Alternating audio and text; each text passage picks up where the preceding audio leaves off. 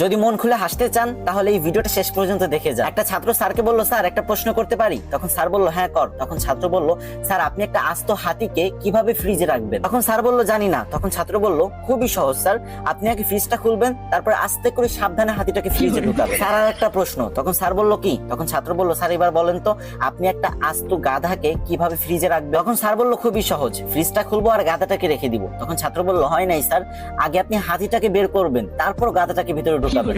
তখন স্যার বলল, আচ্ছা। তখন ছাত্র বলল, স্যার আর একটা প্রশ্ন, বনের সমস্ত পশু পাখি সিংহ মামার জন্মদিনের অনুষ্ঠানে অংশগ্রহণ করতে পারবে, কিন্তু একজন ছাড়া, সেটা কি? তখন স্যার একটু ভেবেচিন্তে বলল, মনে হয় বাঘ, কারণ সিংহ আর বাঘ একজন একজনকে দেখতে পারে না। তখন ছাত্র বলল, হয় নাই স্যার, গাধা, কারণ সে তো এখনো ফ্রিজের ভিতরে। তখন স্যার রেগে গিয়ে বলল, আমার সাথে মজা করিস তাই না? তখন ছাত্র বলল, না স্যার মজা করি না তো, আর একটা শেষ প্রশ্ন প্লিজ স্যার। তখন স্যার বলল, ওকে। তখন ছাত্র স্যারকে আবারও প্রশ্ন করলো, স্যার আপনাকে অসংখ্য একটা কুমির ভর্তি নদী পার হতে হবে, কিন্তু কিভাবে?